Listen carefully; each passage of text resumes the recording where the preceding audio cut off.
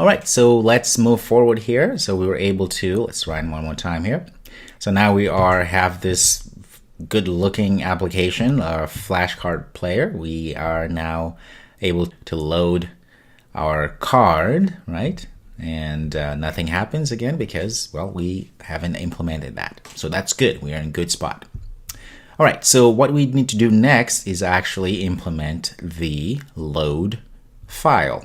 Now the idea here is to actually get the file and start reading the file. So the first thing we need to do is to instantiate our card list, okay, which is an array full of cards. Okay, it's array list. Of course, we just put here FlashCard, even though implicitly we know it's going to be a FlashCard. Of course, we are dealing with reading and writing, so we always have to put in a try catch block. That way we are safe. Next, we are going to use a buffer reader class, which again is better because it allows us to be more efficient with memory. So how do we do? Say buffer. Earlier we used buffered writer. Now we're going to use buffered reader. Okay, so we need the second one. And we're going to call this reader, of course. New buffer reader there. Of course, we have to pass in a file reader. So we say new file reader, and we have to pass the selected file, right? So this week, again, we are creating an object in which we're passing inside of a buffer reader because that's what it needs in order for things to work. Okay, so we're passing in the selected file, which in this case will be the text file that we've saved. So now this reader here is ready to roll. A temporary string that will hold what we're reading from our reader. So we're going to say string line. I'm going to set it to null, right? Now here we're going to say while. Okay, we're going to say line, which is the string here we created. Okay, is equal to reader that read line. So we're putting whatever we're getting from our reader here. As we get each line, we put inside of our line here. So we want this to happen until we've found a null. So again, we are going through this line here. We are saying, well, so the reader goes ahead and read each line inside of our file and then puts everything in our line here. So we're saying while this is not null, while this is true, while there's still stuff inside of that file, that's good news. It means we have to keep reading, which means we have to make a card. So we say make card and we pass in our line. Okay, essentially passing in the string. Now we haven't created this make line here, so which we'll do right now. There we go. There's our make line. I'm gonna pass in the string there. Let's call this line to parse. Better name. So our make card will go ahead and get what the reader threw at us, what the reader got from the file, and we put that inside of our string line here, right? So we're going to take that line to parse, and we are going to parse it, which means we're going to interpret it and cut where we need to cut and do all this stuff. Now remember that earlier I said that things, when we save questions and answer, we saved in this format here, right? So we have the question, and then we have the /, and then we have the answer. So this all is just one line of string. So we need to figure out a way to parse, to interpret this, right? To differentiate the answer, the question from the answer. So that's what we need to do here. Okay, so I'll show you two ways to do this. The first way is this. We're going to create a string array, okay, call this result, okay, and we're going to take this line to parse, which is going to be whatever we are getting from our reader, from our text file, and we're going to split it, and we're going to split it into two parts. Right? So when you use the split method in any string, this is what happens. It returns a string array here, as you can see. In this case, we go like this, and we have to pass in where the splitting is going to happen. Right? Because what's going to do. If you go back, let me show you this here. So what's going to happen here, so what are we trying to do is to read all of this line here, and we want to differentiate the question from the answer, Okay, so what we're trying to accomplish here is say, hey, take this line here, and then whenever you find this forward slash here, stop there and put the left, whatever it's in the left is going to be a question, right? And we want to put that somewhere else in the array, and this whatever it's to the right, it's going to be the answer we want to put somewhere else in the array. So in this case, we're going to put this to the left on index 0, and inside of index 1, we're going to put the answer. So that's what we're doing here. That way the program knows what is a question and what is an answer. So in this case here, we're just going to put the forward slash there. Forward slash is perfect. Now this now in memory looks like this. We have our array, and the first part we have the question, right? Index 0, and index 1 we have the answer, which is great, good news for us, because now because we know this result is an array, we now know that the question is on index 0 and the answer is in index 1, I mean. Isn't that neat? That's amazing. I love it. And we did just that with one line of code. All right, so now what we can do, we can straight go like this. We can create a flashcard. We can say flashcard, new flashcard, and guess what? We know what the question is, right? So we can go ahead and say result. We know it's an array, and we pass in 0, right? So that's the question, and the answer, it's going to be the same result and on index 1. There we go. Now we have our flashcard created, which we know it has the question and the answer. And then we can go ahead and card list that add, we just add a card, okay, and just system.out.print, say made a card, just so we know. Okay, very simple. I mean, look at this, just a very small method here, just splits up the line, the string, okay, and then we find what's an answer and what's a question, and we put accordingly into a card and put that card inside of a card list, and we are done. Okay, so let's save this, give it a run. If you go file, load, let's go to one of the old cards. It's a quiz 2 here, like this. Look at that, made a card. So we know it's working. That's wonderful. Now, although this is fine, you can do it like this. That's totally fine. Let's do the second way. That's a little bit more modern and kind of gives us another way of doing things, right? So we're gonna do the same thing. Now, in this case, we are going to use a different class called string tokenizer. So a string tokenizer class allows us to take a line of a string or a string and make little tokens. Essentially, everything that we did here, it's going to be the same thing, but it just allows us to have more of a cleaner way of doing things. So in this case, we're going to say string tokenizer. It's a class. Say result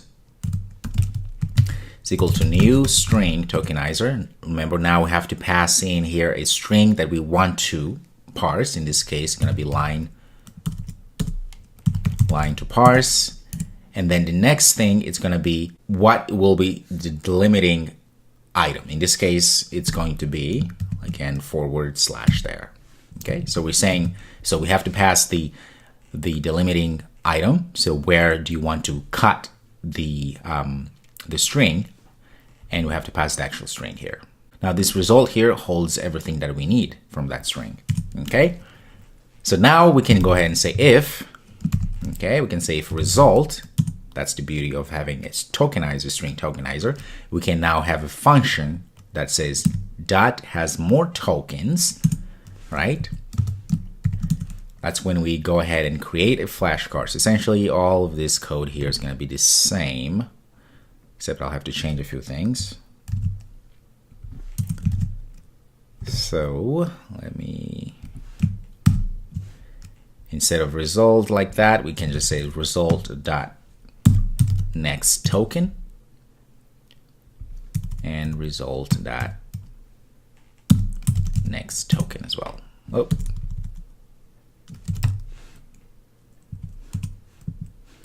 like that. All right, so essentially the same thing, it's just a different way of doing things. And we gain this method here that we can just allow us to iterate things through. Okay, so whichever way you want to do, it's gonna work the same. But I like this much better because it allows us to use the power of classes and things that Java is really good at, already has. Okay, now going back to let's go back to our load file. So after our catch, actually for our catch here, let's go ahead and add something. Say system, I'm gonna say couldn't read file. Okay, and probably say e.print stack trace. There we go. That's good enough. And right after here, what are we gonna do? Let's go ahead and gonna actually go ahead and show the first card. Okay, because we're here when we load file, we just don't want to load the file. We'll actually go ahead and show the card, right?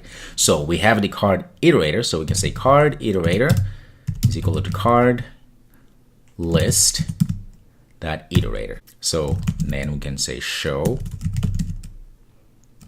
next card, which we haven't created. So let's go ahead and create it now. Let's put it below here. All right, so show next card. What do we need to do for show next card? Well, simply we are going to pull the current card. Okay, of course it's type of FlashCard. We're gonna say card iterator that next, so we are getting the next card in line. Okay, and put in our current card, and then we're gonna use display that set text. Well, we say current card because we know this current card will have all the information for the current card. So that get question. Okay, so we're taking the text from the card and put it in our display area, and then we say next, then say show answer that set text. We're gonna say here show answer. Okay, so we're setting the text of the button show answer to show answer. Okay, and then here we're going to say is shown answer, set it to true. Okay, that way we know. So we're just raising a flag here to say if this is the case, we know show answer is true. So it's on, so we can do other things. Let's go to our next card listener.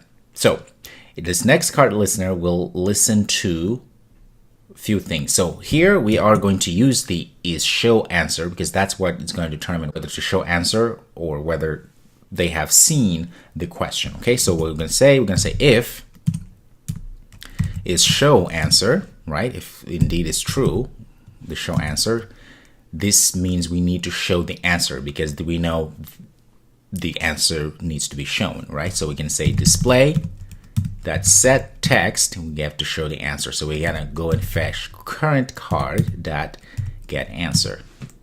Okay, and the next, and the show answer that set text, we're gonna change the text to say next card.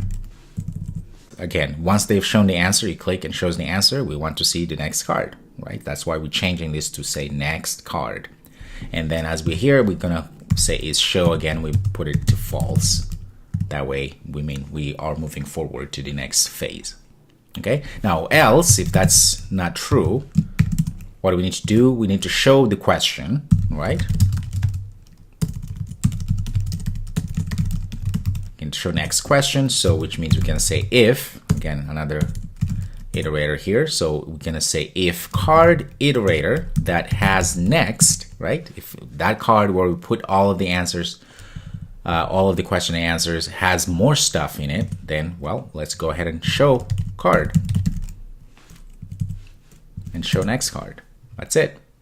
And if that's not the case, if this is not true, right? Meaning that our array list is empty, no more cards, we can say display that set text. We can say that was last card. And we're gonna say show answer button that's set enable, right?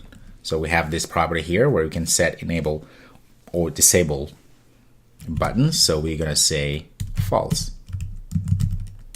In this case, this button, if there's no more card to go through, we're gonna say, hey, that button there is just gonna be disabled. So you can't click on it because there's no need to do that, right? Because everything is already red, or everything, the last card was red. Okay? Wonderful. So now let's go ahead and run this. Let's see. Say file, load. Let's just load the old one here. Hello there. See, show answer. There we go, and say next. That was the last card. Perfect. Why? Well, because there was no answers. There was no other cards there.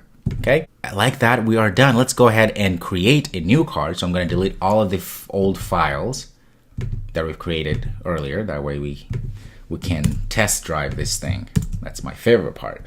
Okay, so let's go ahead and first of all, let's click on the card builder and run. We're going to build a card.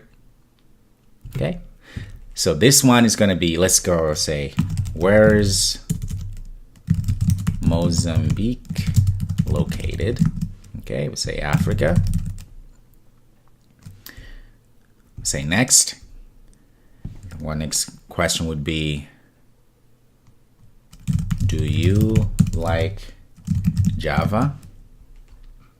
Said yes, of course. Say next. What is today? Your lucky day. Lucky day. Say next. Who's your president? Barack Obama. Currently. Where do you live? In the USA. Next. Okay, so we created a lot of there. Let's save now. We're gonna put this in desktop. We're gonna say quiz 1 and save. Perfect. Now if we get out of here and let's go to our card player and run it. Oh, look at that. Now we can go ahead and say file, load, and go to where we saved. There's the quiz. There we go. The first thing that happens, it says loads the file right away. Okay. We have 5 questions, as you can see here. Make a card, make a card, make a card, because that's what we put in our system that out in our make a card function, right? So where's Mozambique? Look at this. So answer, Africa. So it's next card. Do you like Java? Show answer, yes, of course. Look at that, amazing. Next card, what is today? Your lucky day. Who's your president? Barack Obama. And where do you live? In the USA. That was the last card. Yes. Isn't that amazing? Now, this is very exciting. Think about it. When we started, we weren't able to create anything of this magnitude. Now we're able to create a flashcard player where you can add questions and we can save those questions in a text file, and then we can read those cards and answers and so forth. That's amazing. And look at this, right? Now you can't go anywhere because that was the last card, and that's exactly what we did in our code. We want this to happen. Wow, that is, if you're not excited about this, then I honestly don't know what excites you at this point, because this is really cool. I've always loved applications because, you know, you actually see what you're capable of doing with Java language here. And I really hope you're as excited as I am, even after years of programming. This is very cool to me. It will never change, okay? So great, congratulations, really, congratulations for getting this far. You know, I want you to look at this as a huge milestone if you were able to follow along and create this with me, okay? And again, as always, say, go ahead and play around with this concept. Break things, and if you have questions, ask questions in the forum, do some research, read more about all of this stuff, whatever you don't understand. I mean, this is not a passive kind of learning environment. You can't just sit and watch these videos and expect that you're going to be good at programming. That's never going to happen. So you have to be hands-on and actually work coding and all the stuff that we've been doing here in order to get better. Okay, so this is a big deal, and I'm glad you're still here. If you're still around, that's wonderful, and I'll see you in the next video. But again, congratulations. Okay, I'll see you next.